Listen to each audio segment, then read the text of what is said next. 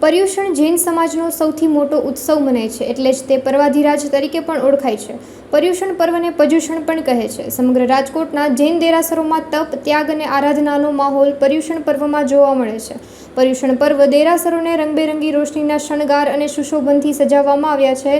ત્યારે રાજકોટમાં એરપોર્ટ નજીક આવેલ શ્રી શાંતિનાથ જૈન દેરાસરમાં શાંતિનાથ ભગવાન અને વાસુ પૂજ્ય ભગવાન બિરાજમાન છે. શાંતિનાથ ભગવાનને ચાંદીનું વર્ક, સોનાનું બાદલું અને રેશમ જરી અને વાસુ પૂજ્ય ભગવાનને ચાંદીનું વર્ક, રેશમ અને જરીની આંગી ચડાવવામાં આવી હતી. અનિલભાઈ મહેતા છે.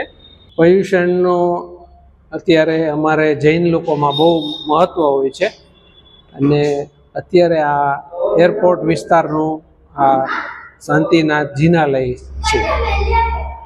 એ સવારે બધા લોકો, જૈન લોકો ખાસ તો પૂજા કરે છે. ત્યાર પછી ગુરુ ભગવંતો દ્વારા વ્યાખ્યાન હોય છે અને બપોર પછી સાંજે કે આંગી અને